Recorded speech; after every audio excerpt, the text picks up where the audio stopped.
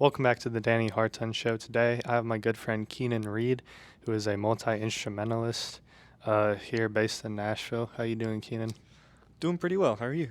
I'm doing fantastic, man. So tell the people a little bit about yourself, Cianan. Currently I go to Belmont University. I'm a commercial music major with a emphasis in performance. Commercial percussion is my main thing, but we also have to take a couple of years of classical percussion. I'm a bit of a multi-instrumentalist because I've also been kind of exploring the piano, and I can play some bass. I've done a few gigs on bass and a few things on piano. Actually, I did a wedding recently. Um, I'm a Boy Scout and Eagle Scout.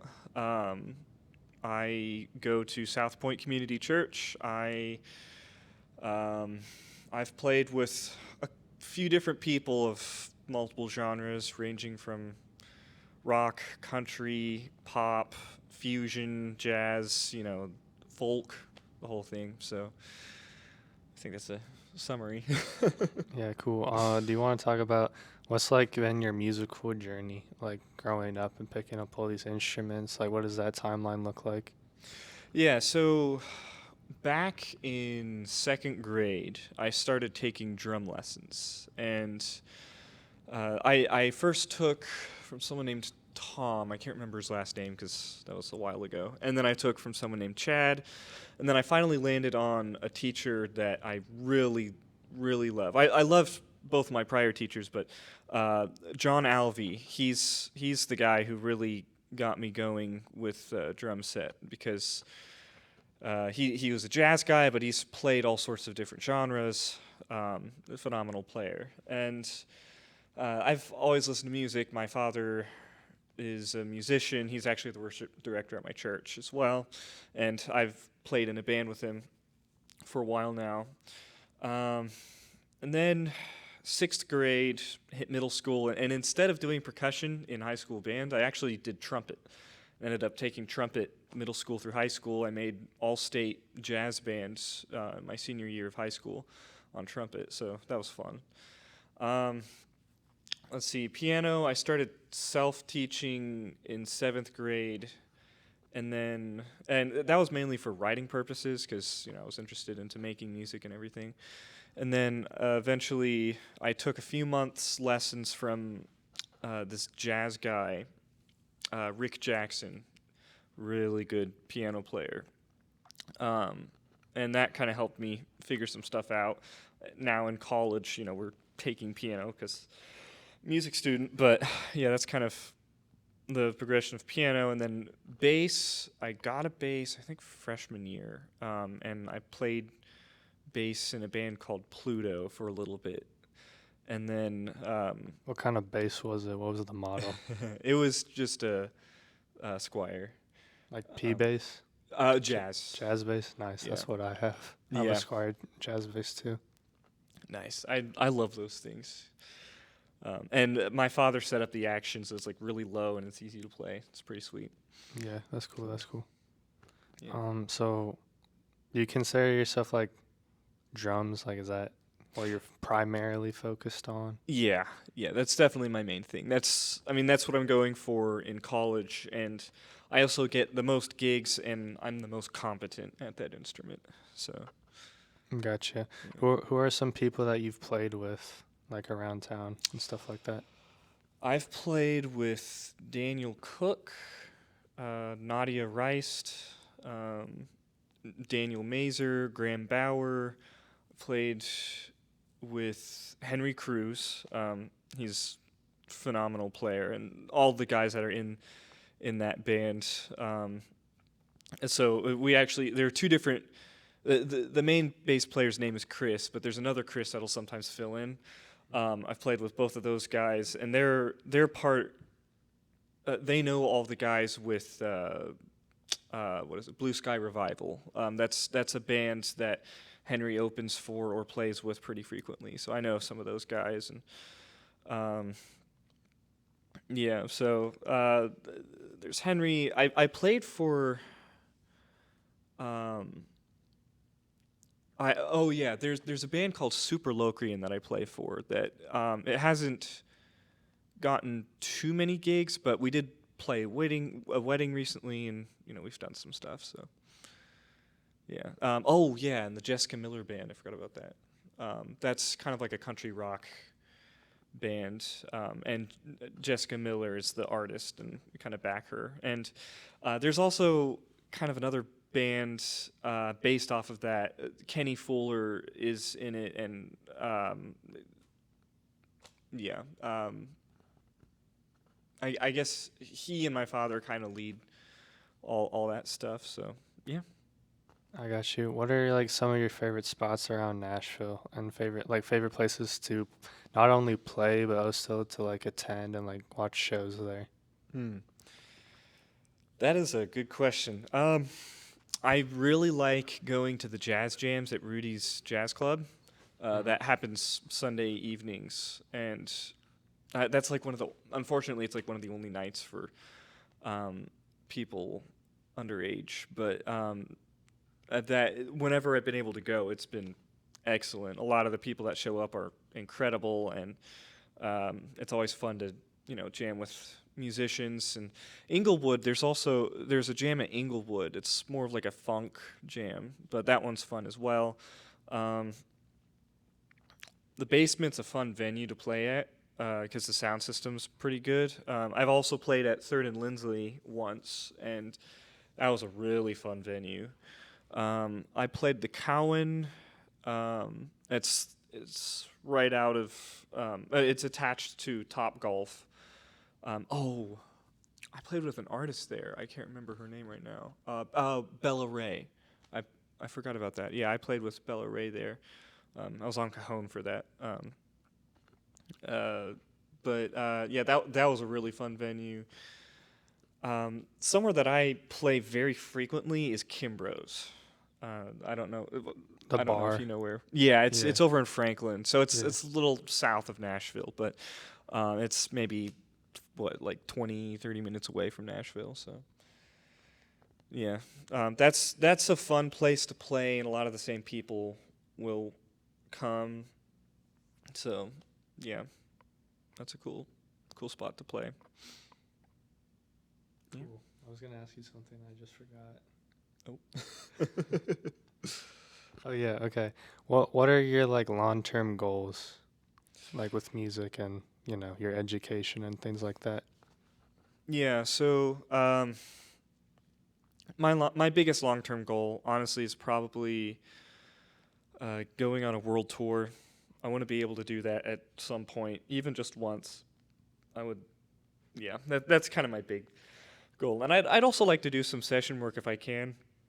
And I've done a few recordings. Oh yeah, I recorded with Marlia Joanne one time because Saul Zonana actually got me into doing that recording thing. So yeah, recording is a pretty fun thing.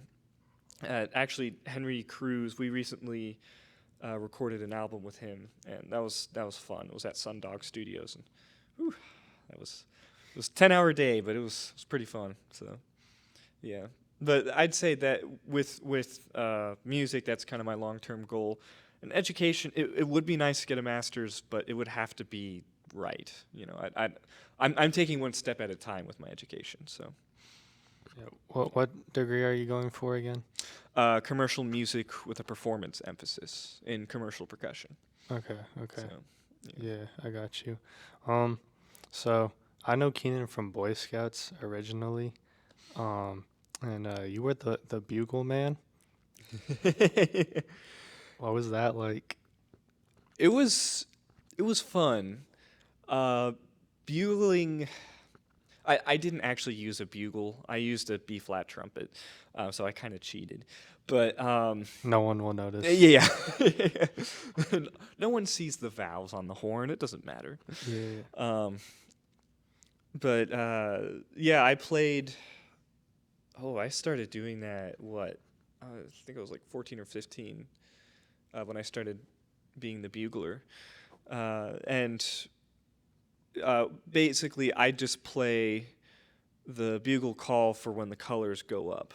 That's all I did at the beginning of the ceremony. So, and there was one flag burning ceremony where I played taps for that. So, it's it's fun, but if you have to play cold, like without warming up, that's a little iffy, especially since I was in marching band. So oftentimes we'd meet like every Monday nights for Boy Scouts, but marching band was also Mondays. And so I would have had a full day of playing and then would get the Boy Scouts and have to play bugle call.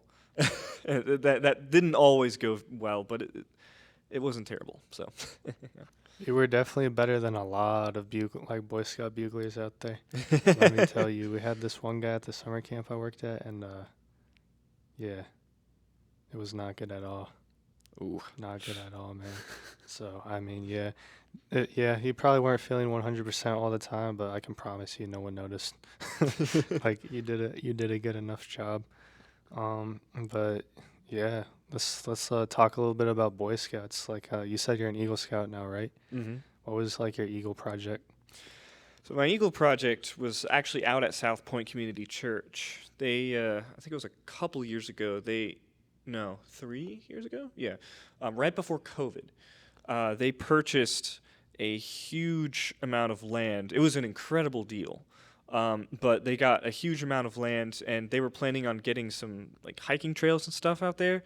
So I built a few, me and all the people built a few picnic tables, and we put it out on a trail that's about a half a mile in. So we had to transport the materials there and build it on the spot. That was fun. I originally had an idea of kind of like a conveyor, assembly line system where someone would take it a certain distance, pass it on to the next person to take it a certain distance and stuff. But then someone showed up with a all-wheel drive vehicle, so we could actually get something back there. But so that helped consolidate the amount of time. But we cleared out some brush. We made a little fire pit, did a little bit of irrigation stuff, and we installed 2 signposts. They don't have signs on them because we don't know what the church wants to do with them yet. But we just got the posts in the ground for them. That was my Eagle project. So, yeah. How long ago was that? Well, this. So I was another one of those people that was kind of up to the wire. Not as bad as some people, but I think we finished it in November. I want to say no. Wait, was it October? It was either the end of October or beginning of November. Like of this past year? 2022. Yes, because my 18th. Wait, hold up. When was my 18th birthday? Hold up, I'm going crazy. No, 2021. Okay. No, Are you 18 or 19 right now? I am 19 right now, so it was 2021. Because my birthday's December 1st. Yeah. So, Okay. yeah, it happened. It was like the end of October, early November. Yeah, because it's 2023. 2020. Yeah, it was 2021. Yeah, same. My 18th birthday was in January 2021. My Eagle project was in December 2020. Yeah. And I also had to do the hiking merit badge because I couldn't finish the cycling merit badge, and I didn't do the swimming merit badge like a normal person. So I had to do the hiking merit badge in a week. But that was fun, though. That was kind of fun. Where'd you go for the 20 miler? Montgomery Bell. Nice, yeah. That's what I did. Well, because you have to do a 10-mile hike and then a 20-mile hike. Mm-hmm. So, yeah. So I went to Montgomery Bell twice. Did the 10 miles. Did the 10-mile thing, and then I did the 20-mile. Was just the same trail twice, essentially. But yeah, that's what I did. Montgomery Bell. It was pretty good, and I was just listening to like podcasts and music the whole time. Yeah. Packed my own lunch. Yeah. Looked at nature and stuff. It was pretty cool. Yeah. Pretty cool experience. Definitely kind of sucked because it was like, oh my gosh, I'm about to turn 18, and I have to get this done to become an Eagle Scout. The thing I've been working 7 years for. Yeah. But like actually getting, like when you're thinking about it, it's like, oh my gosh, I suck. I cannot believe that I'm this incompetent. And then when you're actually doing it, all that kind of goes away, and you just like learn to enjoy it. Like that's also like what happened during my Eagle project was like I'm just hanging out with my friends essentially. There's just some manual labor involved, Yeah. you know, but I'm just like leading them during the project. So I mean, it's like pretty fun, you know. But yeah, when you're not doing anything or when you're thinking about it and you're planning it, yeah, you can kind of panic. But when you're actually doing it, you just like learn to enjoy it for sure. Yeah. Voice crack for sure. But Excellent. yeah. But you went to like Philmont, right? Hmm. I think we went the same year, but We we were in were in different different crews. groups. Yeah, Yeah. we were in different crews. So how about you give me some Philmont stories and I'll give you some of mine. All right. Whew. This take me back right now. Yeah, it was a while Um. ago. It was like summer 2019. Yeah. So there was there was one day where we were hiking. So we arrived. I think it was at Ute Meadows. It was a campsite. It was about 7,000, 8,000 feet above sea level, I think. Um, and it was our day to climb Mount Baldy, which is the highest peak on the Philmont uh, reservation, and or I guess ranch, whatever it is. And it's actually the second highest peak in New Mexico. So out in like the Rockies and stuff. And we were climbing. We kind of got a late start, a little bit. We were climbing, and the peak is actually 12,580 feet. So we did about 4,000 miles of elevation. No, 4,500 miles in one day, up and down, because we climbed to the peak and climbed back, and we got up there. We were, actually, okay, along the way, there's this little,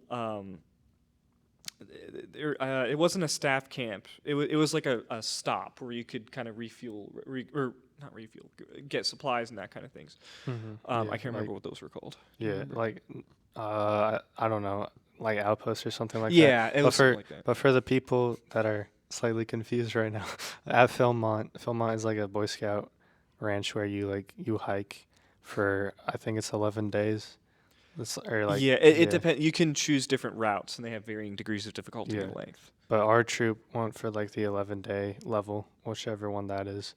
And then like they give you like at base camp, like when you arrive, they give you packaged food that lasts you a certain amount of It's days. like 3 or 4. Yeah. Yeah, but there's multiple like outposts that you can stop at and they'll give you like more food for the next 3 or 4 days.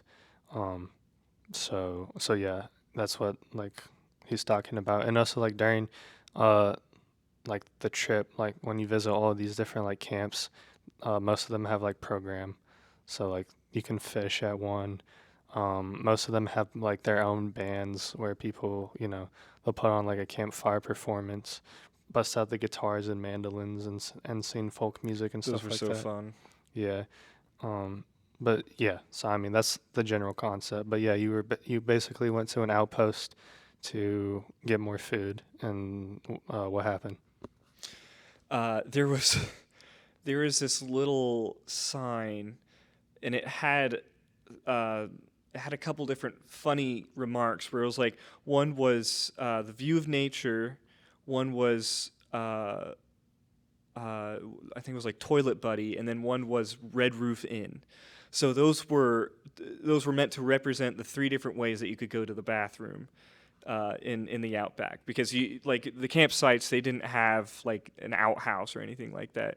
Well, okay, I guess some of them had something that was called a Red Roof Inn. So whenever we see Red Roof Inn, I think, oh, that's a bathroom, and it was basically this little enclosed space with a red roof, where you would do your business on top of everyone else's business, basically.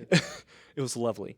And then there was a latrine, which is basically just a toilet that's a non functioning toilet that's sitting in the middle of nature. Mm-hmm. And then, of course, the third alternative is you dig a hole. Yep. But uh, we just saw that list, and it was on a dry erase board, and there were tick marks next to all three options and it was people voting. Okay, which one's the best? It was pretty funny. But anyways, that's a side thing. We went all the way up to the peak, and we were enjoying the view, but we were a little late, and weather on that particular mountain after about 1 or 2 o'clock, it would get crazy. And so we started hiking down, and about a couple minutes later, it started hailing and thundering. And you don't want to be on a mountain peak when there's lightning. So we were scrambling down, trying to get in before, and any lightning strikes would happen. Because people actually have died on that peak before.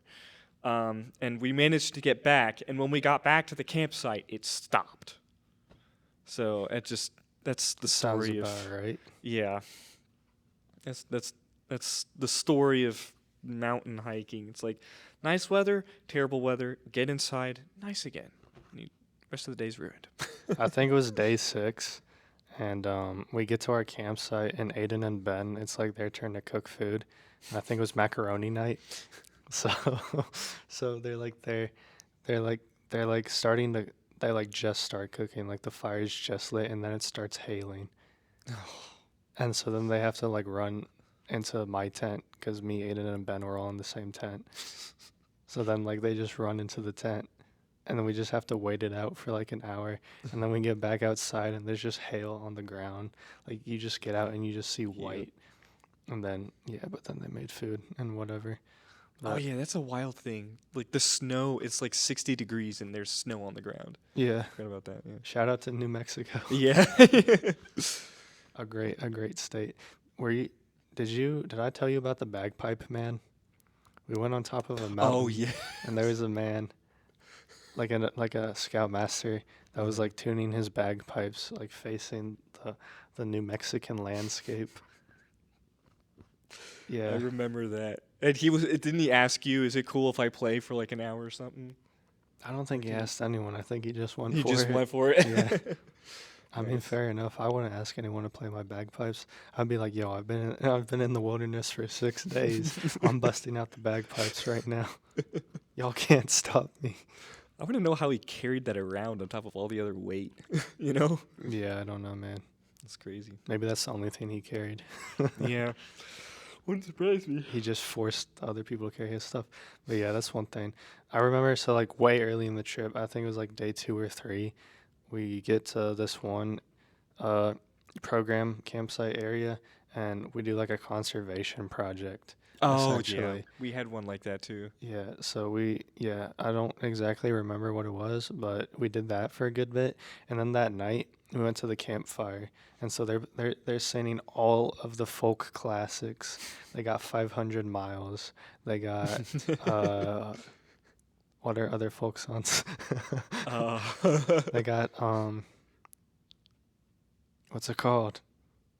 Take Me Home, Country Roads. Oh yeah. They got Yep.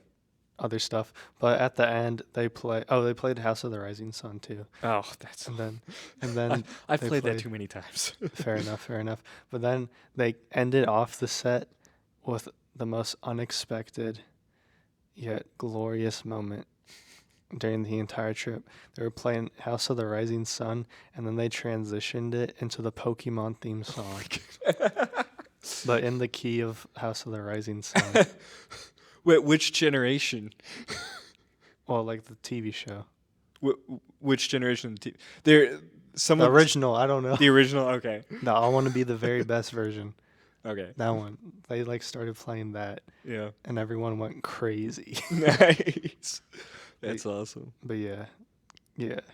What was your conservation project? We were basically building a trail, or continuing the building process of a trail. I had to break a bunch of large rocks into small rocks. With a pickaxe and stuff? It wasn't a pickaxe, it was a sledgehammer, but yeah. Yeah. Nice. I think we did something. I think we were also continuing the trail, but at least me and Aiden were taking down trees and stuff. Nice. I believe. I don't know. It was 4 years ago. Yeah. But I remember I remember like day 4-ish. Like we get to this one area where you can fish and stuff like that, and they had like the staff of that campsite, they were hyping up like their program night or whatever. And so we were like, all right, I guess we have to go. And then we're the only ones there. So then they're like, yeah, program night's canceled, but if you guys want to play board games, you can do that. That's pretty sweet. So then me and my crew were just playing apples to apples for like 2 hours straight. That was a great time. Yes, sir. Oh man, there's something special about Boy Scout card games and board games. Yeah. Like when you're on a camping trip, it's completely different than if you're just at home with your family or friends. Like you finish a tough day of hiking and you just get to your tent, the campsite's set up, and you just lay down the cards. It's so sweet. You just lay down the cards. Yep. Yeah, that's like where I learned how to play most card games. Yeah, on same here. Was Boy Scouts, and people get competitive too. Yeah, During it's pretty epic. Yeah, Especially if you're playing Boy Scouts, which is yeah, another. That's the Boy Scout term for BS. yeah. It's BS. Boy Scouts. You have to say Boy Scouts and peanut butter. Yeah, people get really competitive during that game, in Yeah. Boy Scouts at least. But yeah, I'm trying to think of more Philmont stories. Actually, I have one. No, I have hit me. two. Hit Oh me. my goodness, I forgot. Okay. So the first one is actually they're both related to navigation. But the first one, I think it was 7th or 8th day, or it was later, I'm pretty sure. And it was my day to navigate. We got to this intersection that looked strange because the trail split, but the trail to the left, I guess for you, the left, it was very steep, very rocky, very rough terrain.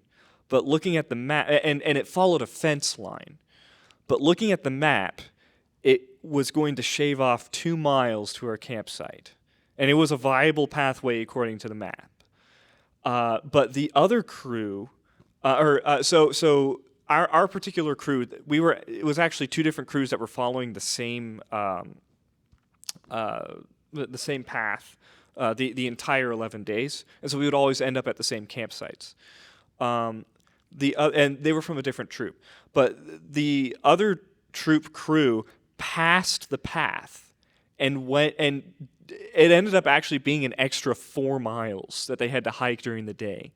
When we were first going up the pathway, everyone was really complaining because it was really rough and it was very difficult. And, if you're carrying 50, 60 pounds on your back, you don't want to be going up hills all the time.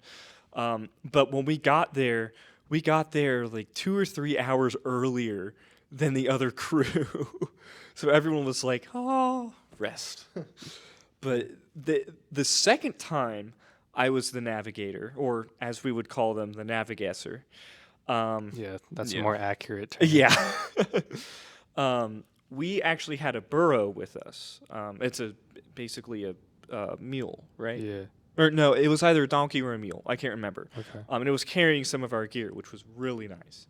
But you could only get one for like a couple days, but it was on our itinerary, so it was pretty epic. We named him Odie, like from Garfield. Nice. But yeah, we got to another spot where I was the navigesser, and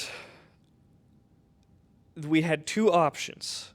One option was this really, really steep pathway, but it was maybe like half a mile.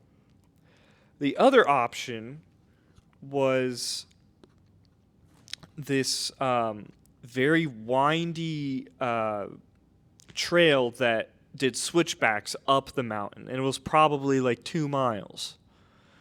And I was trying to get everyone to go up the half-mile one. There was a little bit of brush that made it look like it was kind of an underused trail, but on the map, it was according to directions that we got from the previous campsite, and according to the map, it was a viable trail for us to use with the burro. But the adults and everyone else was saying, let's not take this because it looks a little squirrely. Well, we get to the top, and we could literally see that we couldn't quite see the top from where we were at the bottom, but when we were at the top, we could see the trail below. And we did this 2-mile trek on switchbacks. Yeah, that one made me a little annoyed. Like, I understood the reasoning why we didn't go on that trail, but I was just a little annoyed at that. But yeah, so it's navigating. It is what it is. Yeah, shout out to navigating. I'm trying to think of other Philmont stories we had. I remember we did blacksmithing one day. Oh, That was we cool. missed out on that. It was cool. It was cool. Yeah, and like I don't know what the term is, but like there's someone that I guess has to fan the flames like with that device. Mm-hmm. And so our like the Philmont like staffer there, he was like he said like whoever had to like we each had to take turns fanning it, I guess if that's the correct term. And he's like, but once you're done, like while you're doing that, you have to think of some something philosophical to say. You have to come up with some great revelation in the 3 minutes you're doing this. Oh and then you have to announce it to your group afterwards. So I think I was the first one up that was fanning the flames. And so, yeah. And so I basically cheated and didn't think of anything philosophical.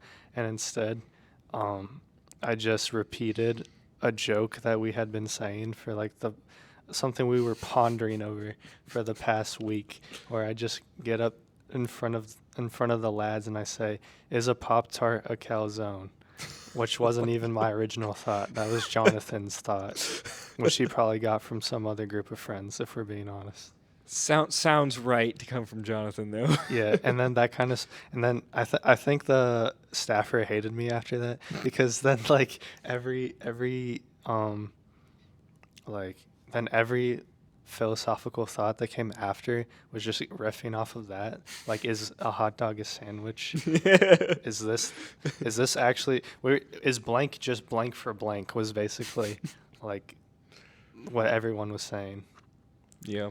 But yeah, but blacksmithing was fun, and then we went into like a tunnel, like a mining tunnel, and we had like helmets with like lights on them and stuff. Like the staffers gave us like a tour of like a mine, which That's was really, awesome. really cool.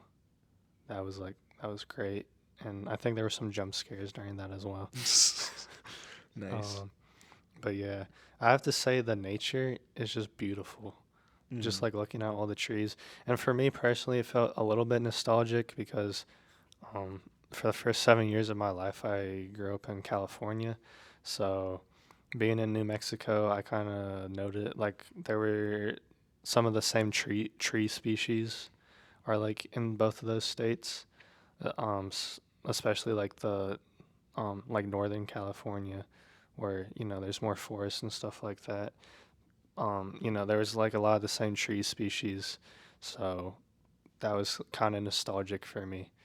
Just like seeing those things again, like yeah, like when you're a kid, you don't think you're gonna really, you don't think you're just gonna enjoy that kind of thing. Like that seems like that'd be an old person, thing to actually think about. But like coming face to face with some of those again for like the first time and many years was very like nostalgic for me, for sure. Yeah. That's cool.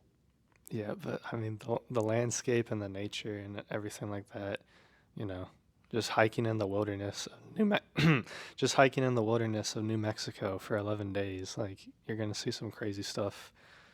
And yeah, like definitely a great trip, like one of the best in my life for sure. Like that summer of 2019 was one of the best summers because I was working at Boy Scout camp, Merit Badge camp, and then me and Aiden were actually together, and then after that we just go back to, like, we meet up with all of you guys and fly to Denver, and then hop on a bus to New Mexico. Yeah. That was great. Sure. Do you have any Denver airport stories? Because that place, if you watch a video on the Denver airport and then come back to this video, because that place is it's a little scary. The line was insane. That was the scariest thing. Yeah. That was yeah. That was definitely the scariest thing. No. Honestly, I don't remember too much about the Denver airport. I think that was more you guys were more talking about that than Yeah, probably. I was, because I didn't really know much about it at that point. I didn't know anything about it until a certain person in my group was like, "Hey, do you guys know about the Denver airport? Satanism." I know exactly who you're talking about. And it's like, oh yeah, but they had like a cool little like subway thing, like subway train system, not subway sandwiches. They probably had that too, but like in the Denver airport. Oh yeah, I remember that Yeah. now. Okay. And then like we Yeah. saw people like dressed in all black, like walking down there, and so of course like, you know, of course our group has to like, say it's crazy that it's like Illuminati workers or whatever, when in fact it's probably I just remember airport that. staff that are down there, I remember probably that just now. trying to hit their vapes before they have to Yeah. go back to work, Yeah. if we're being honest, or they're just fixing something like, in the tunnels. Like, I'm sure it wasn't anything nefarious, but of course, seeing people down there Yeah. during with such an infamous place, you can't Mm-hmm. have a normal rational thought Mm-hmm. until 4 years later. Yeah. Yeah. But yeah, I'll be honest, the most I remember about traveling to New Mexico is actually no, on the way back is when we hit that Red Robin. yes, Red Robin. Let's go. Bottom of the bottomless Oh challenge. my goodness. Actually, did you know there was a restaurant in China that like they kicked out a bunch of teenagers because they got too many fries. It was like Like that. over $700 worth of fries that they got. I can't remember what the Why did they restaurant kick name them is. out? But Did they pay the money? I think it was another like bottomless fry thing, and they Yeah. got like, yeah. Oh, so they got So they got $700 worth of fries, but they didn't pay for that because it's bottomless. Yeah, is what I you're think saying. it was something like that. I could got be you. wrong though, but that it just reminded me of that. Well, it was the fries and the floats, Yeah. right? Yeah. So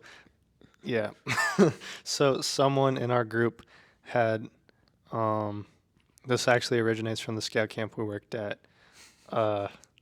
If you know, you know. But the bottom of the bottomless challenge at Red Robin is where you order something on the menu that features bottomless fries and you order bottomless shakes. So the idea is that you and your group have to like get to the bottom of the bottomless, like you have, because they're gonna keep giving you fries and shakes. So you want to like keep like ordering more until like they say, "I'm sorry, we have no more fries or we have no more shakes." That's when you hit the bottom of the bottomless, and that's when you win the challenge. I think there's some guys that were like packing 3 of those shakes. I was just like, how do you do that? Like Brent, like Brent, for example. Yes, that's right. But yeah, so we all order a tavern burger, Mm-hmm. and which comes with the fries and the shakes, and we got to the bottom of the bottomless shakes in like the second round, Yeah. which was kind of lucky for us. But I don't think we ever got to the bottom of the fries. No. And then the adults were like, "We gotta go. We've been here for too long." So I then remember like, that. so then we skipped out on going to some mountain.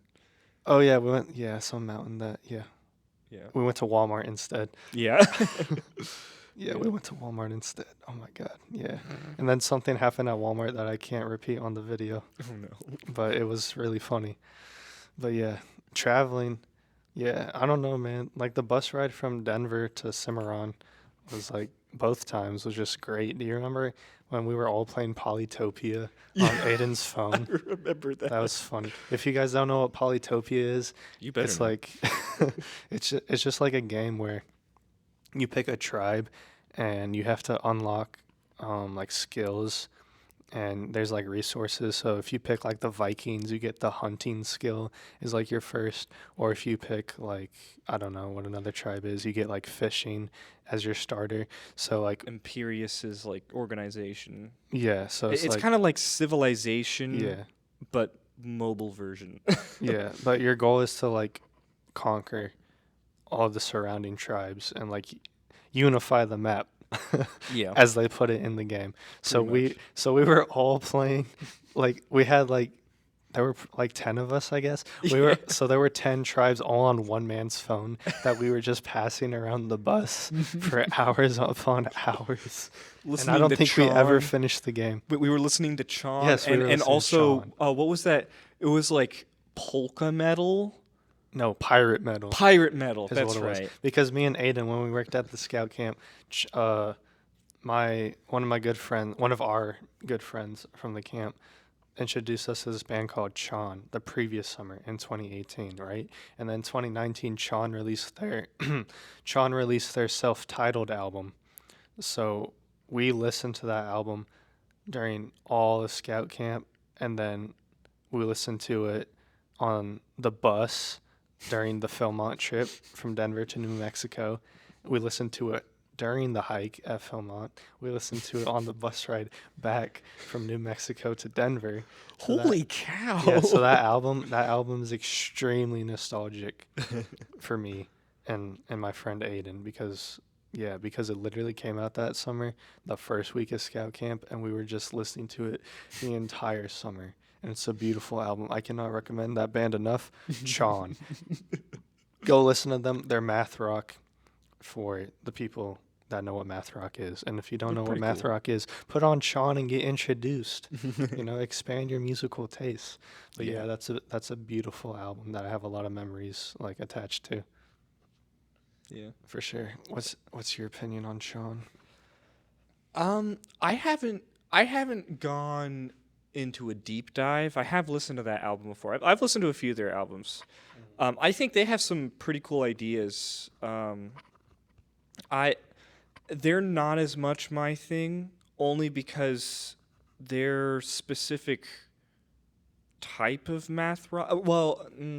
I guess math rock is kind of hit or miss for me. I'm not a big fan of the guitar tones that they use, and for me, I'm more into the straight up progressive rock or progressive metal stuff. If you're looking at that general genre, so like modern examples, Animals as Leaders. Huge fan of them. I've listened to some Periphery. I want to take a deeper dive. Dream Theater, of course. Classic progressive metal right there. Or actually, there's this band called The Watchtower. I think it's Watchtower. It's pretty cool. I've listened to. They only have like one album from the '80s, but they came out with some newer stuff, but that's pretty cool. But when it comes to like prog metal, I'm into the heavier stuff. But when it comes to prog rock, I'm more into '70s and '80s. Like modern math rock, the closest I'll get is like Steven Wilson, which is still more on the progressive rock side than the math rock side. But like it's still pretty cool. A lot of the ideas are really interesting. Musicianship is top tier. The drummer of Chon actually kind of reminds me a little bit like Vinny Colaiuta, just a little. Who's that? So Vinny Colaiuta, he's a drummer. I think his first big break was with Frank Zappa in the '80s. Okay. He did stuff with Sting, like 10 Summoner's Tales. Oh, that album is phenomenal. And 7 Days, that particular song off that album, amazing. And that showcases his Vinny's tasteful playing. But if you're looking for his chops, if you can find the album Document by the band Charisma, it's a live album. It's a fusion album. He just goes crazy on that. He also did some stuff with like Alan Holdsworth and a few other people that I can't remember their names right now, but he's played with Chick Corea. Actually, yeah, there's a trio: Chick Corea, John Patitucci, and Vinny Cayuta. There's like there's a series of YouTube videos of them playing at the Blue Note from the '90s, and it's phenomenal. But yeah, the drummer of Chon kind of reminds me if you were to take a more math rock approach to Vinny's playing. So Okay, yeah. yeah, I get what you're saying. I really like his drumming a lot. Like the Hmm. tone, like how he tunes his drums. I love that Does he so tune them or much. does he have a tech? I don't know. Okay, that's fair. I, I don't know much about the drum world in general, but I'm just saying like the sound of it is really nice. Like I Yeah. love that sound. But there was this other band while we were at scout camp because my supervisor Alex, shout out to Alex, moved to Nashville. Um, you bum, love you. He was like going through a metal phase for whatever reason, and so he just had a playlist called metal, and he would put 4 albums from every single band that was featured on some Guitar Man's YouTube channel where he was trying to go through the genres of metal. And it was like heavy metal, and then it shows Black Sabbath, Iron Maiden, etc., thrash metal, Metallica, Megadeth, etc., Mhm. etc. But like Yep. every single metal genre. That's how we found out about pirate metal. But he was listening to that. He was listening to that playlist at the Handicraft, if you remember the Handicraft. Yes. Yep. So I was like, yeah, yeah. So it was at Actually, the I might have Handicraft. remembered that. I remember hearing metal there before. Yeah, yeah. Yeah. Let me continue. But there was like this. There was like one of the like dads, I guess. Uh, like was walking by and he heard us listening to metal, and he was like, I think we were listening to some prog metal actually, Nice. and he was like, "Have you guys heard of the band Vitalism?" And we're like, "No, what's that?" And he's like, "It's kind of like this, but I think you guys would like it." And then we listen to Vitalism, and it's crazy. It's like it's like this band. I mean, yeah, I guess they're prog metal, math metal, if that's a genre. But they have Mhm. this one song where they bring out a saxophone, and it's so beautiful and angelic because it's like the saxophone is playing, and then in the back they're just going, and then the saxophone plays that riff, and then goes into the breakdown with their 8 string guitars going crazy. And we Yeah. played it at lunch. We played it at lunch for the whole camp to hear. We played Vitalism. Everyone was like, some kids were trying to start a mosh pit. But I mean, it was the heaviest thing anyone played at camp, but I don't think we got any complaints about it, which was Nice. nice. But yeah, listen You to should have Vit. played Careless Whisper over that riff. Oh, I should have played the Seether version of Careless Whisper. Is what we should have done. The what? Seether, the band Seether. I haven't seen that. They're like a they're like a post grunge band, I guess, because they're 2000, so they can't be grunge, which is so stupid. But they have like a Careless Whisper version that's like really heavy. Interesting. I'm not sure if I can call it heavy metal, but like the beginning riff where he just plays a saxophone riff on his distorted guitar is like extremely metal. And then they keep it heavy during the entire song, but they still keep it a ballad. I can't really call it a power ballad. But yeah, but I mean, yeah, Seether made a cover of Careless Whisper if you Yeah. want to check that out. But yeah, so Cool. we were listening to Chon the whole summer, and we were listening to Vitalism, and we were listening to this band called Ailstorm, which is pirate metal, which Alex found from the video. So we look up Ailstorm, and they're like the biggest pirate metal band in the world. And let me look up some songs because they have some really funny song titles here. Okay, so some of their famous songs are "Drink," Mexico, "Fucked with an Anchor," Okay. "Shipwrecked," "No Grave but the Sea," "You Are a Pirate." They have a self-titled Ailstorm song. "Big Ship, Little Ship," "Treasure Chest Party Quest," "Seventh Rum of a Seventh Rum," which I think is an Iron Maiden reference. Seventh Okay. Son of a Seventh Son. Well, okay. Seventh Son of the. That's like. That's like an ancient superstition thing. Oh, okay. So actually, Ten Summoner's Tales mentions it. It's like if you're the seventh son of the seventh son, you're supposed to be super lucky. Okay, I That's get. from Yeah. yeah, Okay. that's like a historical I get what you're thing. saying, but they have Seventh Rum of a Seventh Rum. That's pretty So, funny. and then they have a song called Captain Morgan's Revenge.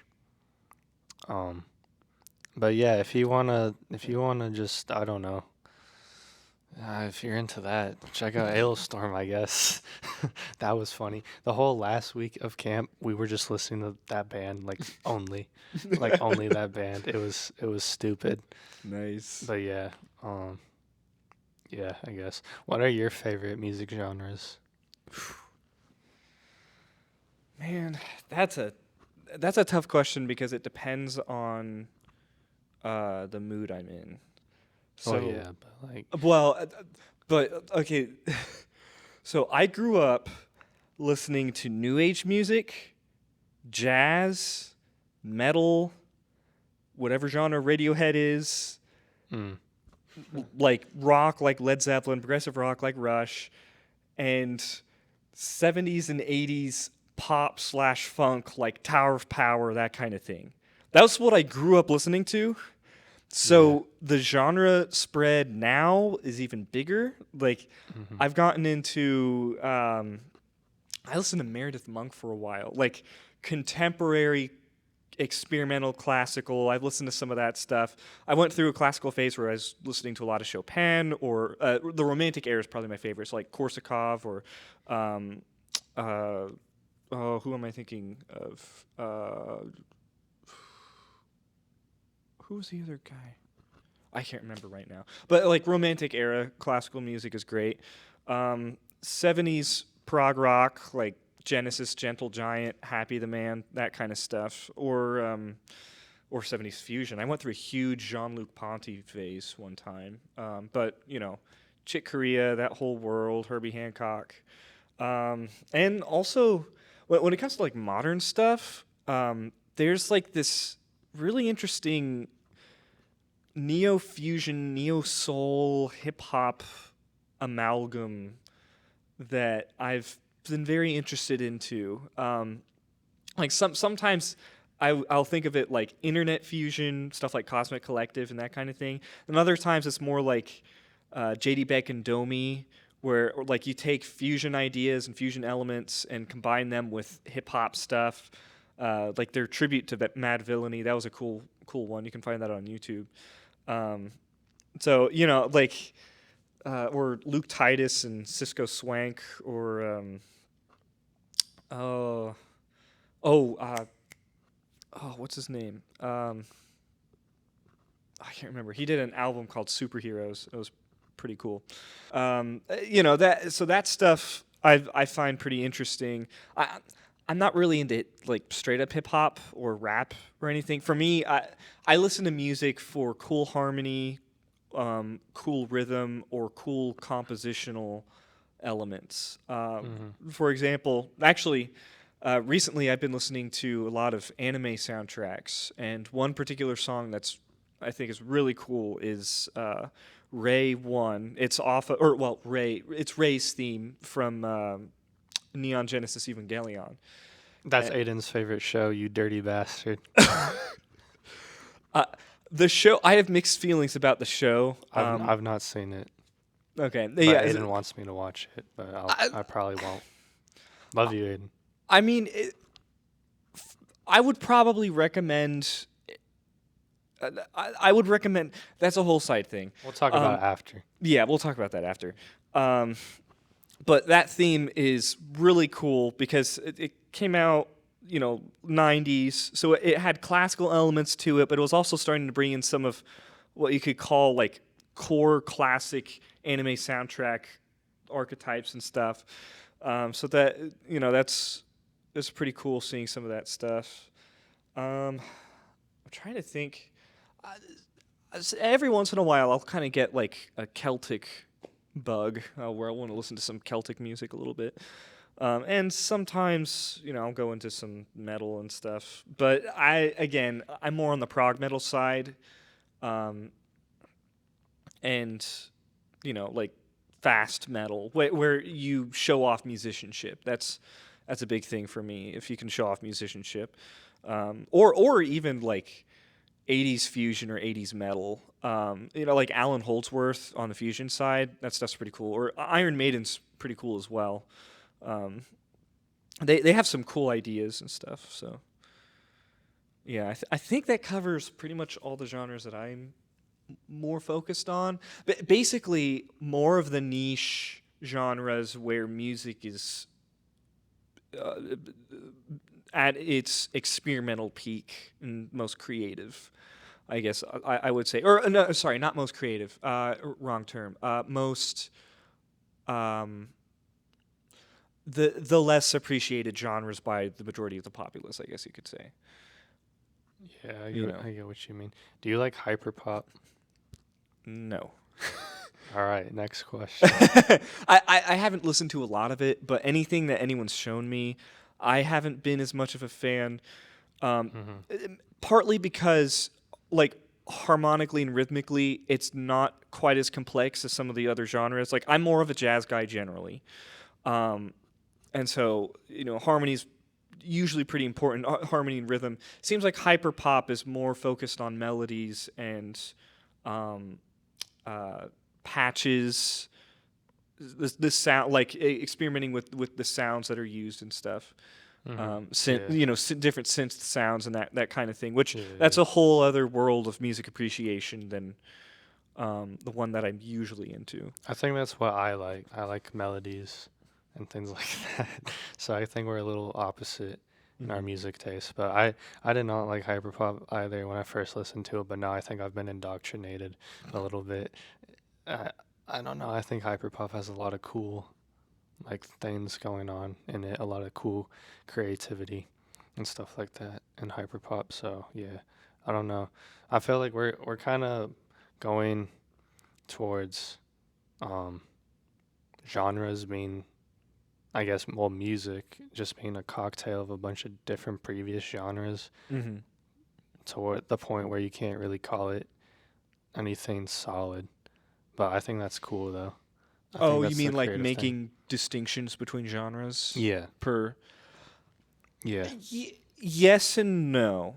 I would say that it's true that like each individual song is pulling in more and more influences. I mean, even thinking like Crumb. Do you know who Crumb is? I think I've heard a couple of their songs. I really like them because their harmony is more complex, but they're kind of on the indie pop side. I think. I'm not as familiar with genres are going away. We Well, don't even know what Crumb is. I mean, I'm not as familiar with the indie genre because I know there's an indie sound, Yeah. which is separate from a band being an indie, being independent of a record label. I know that kind of those used to be paired, but those split now because there's some bands that would be considered the indie genre that aren't actually independent. Yeah. Like they're signed. Yeah. Yeah. So that's one of the reasons why I'm like I don't really know what to consider Crumb exactly, but you can tell what genres are influencing things. I mean, even in like pop, if I hear a pop song that has the rhythm do cha do cha do cha do cha do, I know okay that is a modern pop song that has Latin influence because that's a classic Latin rhythm. That honestly goes all the way back to Africa. That particular one because it's Afro-Cuban. It's an Afro-Cuban rhythm, and yeah, like a lot of the things I can usually hear what genres influenced songs, but I definitely see your point about the genre melding and stuff. Yeah. But you're not hearing Gregorian monophonic chanting in modern. So I mean, maybe if you sample it, just give it a couple years, Keenan. Gregorian chants will be all over the top 40. Just you wait. There will probably be Gregorian chants and sampling. I would agree with you that. Yeah, but they'll probably like chop it up and then like put trap drums on it. Which is no longer Gregorian chanting. I'm sorry. Yeah, but they'll have the sample. I don't know. I guess Catholic trap might be the new genre. We'll see, we'll see. But yeah, we've been going for around an hour now. Oh. Is there anything else you want to talk about before we like end the video here, or like plug anything? Hmm. Well, Henry Cruz, pretty cool. We have some gigs coming up. Yeah, listen to Henry Cruz. I can't remember what our next gig is. He's on Instagram and Facebook and stuff. So if you follow him, you can see when he's playing. Because I'm playing with him on most of the stuff that he has coming up. Yeah. But yeah, he's a cool dude. Check him out. I think that's about everything. I mean, Alright, I'll leave Keenan's Instagram down in the description, so make sure to follow him. Also follow Henry Cruz, and make sure to like, comment, subscribe, and share this video with a friend. And y'all have a great day. Peace.